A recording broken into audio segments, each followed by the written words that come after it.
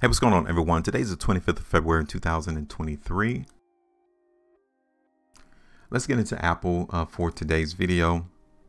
Try to point out and show you all that the breakout in Apple is not going to go on. I'm going to show you all some points on the chart that will substantiate that statement. All right, so real quick, I didn't do a price prediction on my last video for Apple. I really wanted us to see how strong the market was in Apple. It was on the 30th of January. Okay, so you guys can see that we did see a pretty good run into the market in Apple following that video. Market ran all the way up to $150, $155, $156, and that is where resistance or sellers came in. So I'm going to lift this line up here to show you all where the buyers were able to run the market to. Okay, so zooming out. Is that a coincidence that the market in Apple topped out around $156? Just like it did here on October the 28th, 2022? No, it's not a coincidence. I mean, think about how important $156 was to the market in Apple. It hit resistance here back in October, right? It was acting as support. $156 was acting as support in April 2022, March of 2022, January 2022, November of 2021, and then it was acting as resistance all the way back September of 2021. So it's not a coincidence that we get a lot of changes occur around $156 in Apple. That's the reason the market went down. Okay, so now we got it. Price stays below $156 is not a buy. Plain and simple. We can see how every time the market attempts to run up there, price comes down. So if you bought the market in Apple in the beginning of this year, $156 was the point that you wanted to take the bag. What's the point as to where you wanted to take your profit off the table? But I know many of you are long-term holders. Like I get a lot of comments of people saying that wait until the next 10 years. Are you serious? Are you really willing to wait for 10 years just to see if the money that you have put up, if it's going to bring in some profit? You're in profit right now if you bought the market in Apple in the beginning of 2023. Like you have already seen your investment increase 25% in less than 30 days. So why would you want to hold it for 30 years when in 30 days you got a guaranteed profit? Because there's no guarantee in the next 30 years that that 25% is still going to be holding in Apple. But hey, everybody has their own particular situation. Next thing I wanted to show you though is how that massive run up in Apple is broken. Okay, so anyone who is telling you to come in and buy Apple right now, tell them to come to this channel and convince you that the market is still a buy, seeing that the trend in January in Apple is now broken. Now, when did it break? Well, it broke it here on the 17th of February. That is when the trend broke. That is when the market told me, hey, that trend that we ran up on in the beginning of the year, yeah, you might want to get off now. That's what the market in Apple is telling those individuals who look at this chart day in and day out. It's just that simple. Now, we're not looking for the price in Apple to go up right now, basically off of those two reasons. $156 is resistance, and then secondly, price is trading below our trend line. That's it. So the next thing we need to focus on is how low could we see Apple go? So we're going to zoom out the chart, and this is a very rigid market. Okay, we don't have any firm areas to where we can definitely see buyers come in at certain price levels. We don't see that. So maybe we could get a better idea in Apple on a longer term, right? So this is Apple on the 2-day chart. The market becomes a little bit clearer, and you may actually see some areas to where we might see buyers entering the market in Apple again, right? That's one area right there. $140. Could we possibly see the market in Apple find buyers ahead of that? Possibly around 145. Okay, let's look at this on the 3-day chart. Maybe get it a little bit cleaner.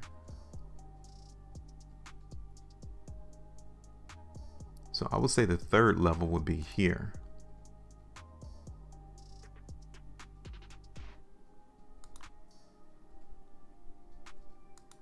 Now, these are my near-term targets. Okay.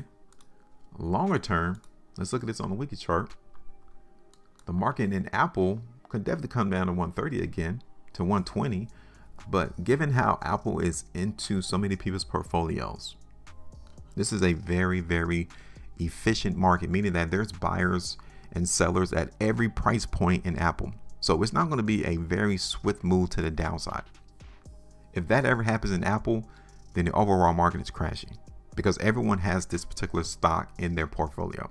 Majority of the market, pensions, IRAs, retirement accounts, hedge funds, banking institutions, everyone is holding some type of position in Apple, right? Now, here it is on the 2 weeks. Okay. This is another reason why I'm looking for Apple to trend to the downside right now. It's because of this last completed 2 weekly price bar, which is definitely showing us selling. Okay. That's it right there. So now I'm done. I'm not going to waste your time. I'm just going to show you where I suspect Apple is going to go. Okay. And I really don't think, look at this. This is the market in Apple on the 5 weeks. Okay. That 5 weekly price bar right here is massively bullish. So in the next 13 days, this may just be like a stopping point, a resting zone for the market before Apple continues to move higher. But if it doesn't, in the next 13 days, if we don't get any strength on this current 5 weekly price bar, if it continues to extend its spread lower and price closes on the low of this weekly price bar, this 5 weekly price bar, then that was the top. $156 was the top into the market in Apple. But we're going to give it 13 days to see how the market reacts to $156. Because as of right now, that's a firm area. All right, so let me take this back to the daily. We're going to place some weakness to the market in Apple. Like I said, I'm just going to give you some minor targets right now, some very near-term targets for us to look for Apple to move. And here's my first one. It's around $144, $145. Okay, that's only 1.5%. That would be the likely outcome that we would want to see price and Apple find buyers. If we're trying to really see price break $156 to the upside long term, we don't want to see the market go no lower than this $144 area because it will definitely tell us that the buyers are controlling the yard. But if they don't show up at $144, then the next area that I'm expecting price to run, it's going to be around 140. Okay, that's 4.44% move lower, $140.23. My third target is going to be around 137. Okay, that's 6.39% there, $137 there. Okay, so let me cut these lines out the way. I just want to use that as a visual point so you all can see my targets. And we already know that price stays below 156. The general trend is down. Okay, so that is it. Everyone who is new, welcome to the channel. This is not a hard game. It's not meant to be hard. It's meant to be easy. But I think so many other participants, people who come in and create indicators and try to get you all bogged down on technical analysis and try to get you some new concepts and try to get you to buy some expensive charting software, all of that is unnecessary. You really just need the volume and the price bars. Now, I'm not going to trash indicators and people trying to, get paid off of expensive charting software. Hey, if it works for you, cool. But it doesn't require all of that. So you don't need to expend and think you have to pull out a whole lot of water cash or expend out a whole lot of money in courses just to figure out where price is going to go. I don't think people realize that the stock market was around in the early 1900s, right? How did they predict and anticipate where price was going to go without the advent of technical indicators and using technical analysis? They did not even have charting software at that particular moment in time, but people were still able to make money. How could that be? Make sure you maintain the profitability, and as always, trade different.